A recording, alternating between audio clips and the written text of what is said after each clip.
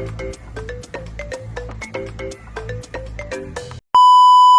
what's up mga kulaga, welcome back to my channel. I'm Dexter M. De La Roca. Ituturo ko sa inyo kung ano ba ang advantage at disadvantage ng flashlight. Umpisahan natin mga kulaga. Ito ang advantage ng flashlight. Emergency tool. Napakahalaga kapag brown out, kalamidad, o kapag kailangan ng liwanag sa dilim. Tulad nito. Wow! Amazing! Portable at madaling gamitin, magaan, madaling dalhin, handled at kasya sa bulsa o sa bag. Safety, visibility, nakakatulong upang makita ang daan, iwas tumba, at para makita ng mga sasakyan o ibang tao sa gabi. Mataas na kalidad ng ilaw, LED. Ang mga modern ng LED flashlight ay mas maliwanag, matipid sa baterya at mas matagal ang buhay kumpara sa lumang bombilya. Versatility. Maraming uri ng headlamp, hands-free, tactical, pang self-defense din, at mga waterproof na modelo.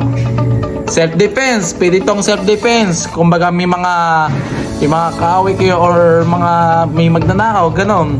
Ang pagkakaliwanag ng ilaw ay maaari makapagsamantala sa mata ng kalaban, temporary blindness, at ang matitibay na metal na flashlight ay pwedeng pang-protekta. Yun po ang advantage. Ito naman po ang disadvantage ng flashlight. Dependensya sa baterya.